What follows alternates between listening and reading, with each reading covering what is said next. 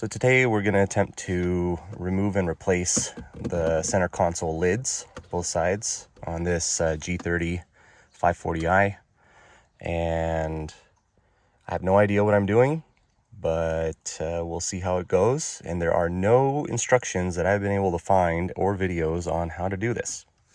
First, what I did was kind of just pry this piece out, which just is clipped in with a couple of these metal clips.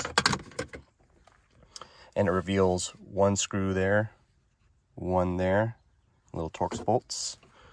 And then did the same thing, just pried off the piece back here. And also see a couple bolts there. You can see held in by these types of clips.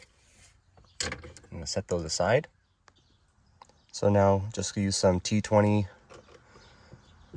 bits and remove these on all four corners.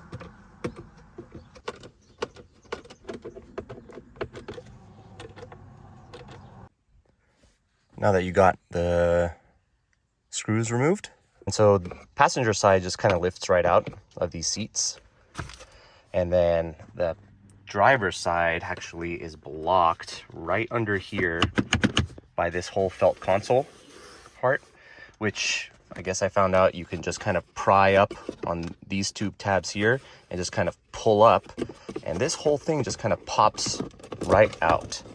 There's a connector back here for the USB and the cigarette lighter, but once you lift this out, this piece can come right off. So now you have the console completely removed, the lids, and we'll see what to do next.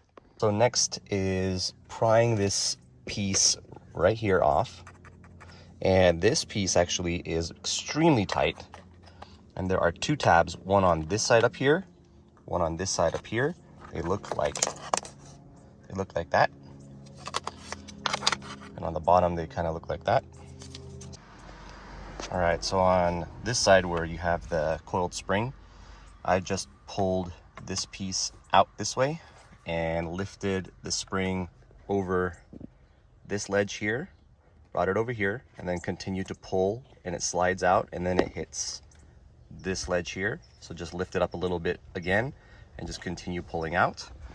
And I believe this will just, see if I can do it one-handed, should just pop right out.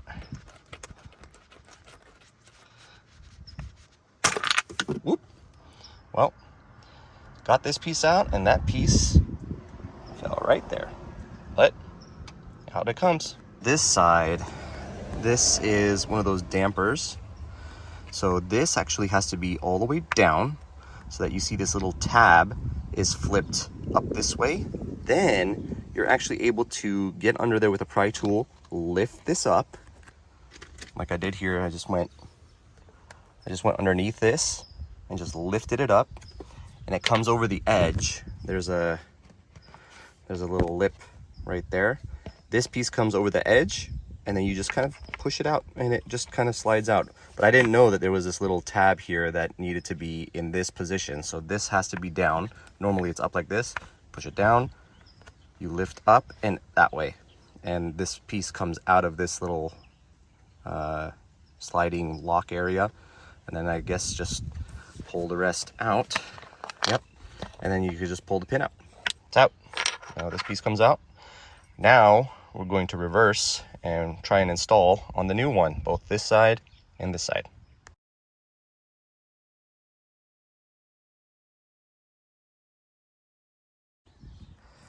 Okay, so I got them switched over. This one's a bitch on the aftermarket one because these little nubs are longer on the aftermarket one, and this doesn't fit quite well in there. So I just so this is the old one, the OEM one. I just shaved this piece down on the new one there, so this could fit perfectly in there. And then since this is keyed, this little piece here, this has to be in the perfect position, which is straight up this way. And then this has to get shoved all the way in, and I had to do it with a hammer to get this all the way in to fit into the keyed hole. since it's flat on one side, round on all the other sides, it keys right into that. Anyway, so you got to get this in a little bit, get it into this groove, this little piece here into this groove, and then you just gotta kind of shove this piece, wedge it in, and then like hammer this all the way in to get it to go. And then it rests in between here. This little spring piece rests between here, and then you know you're back to the working mechanism. So it goes down, flips up.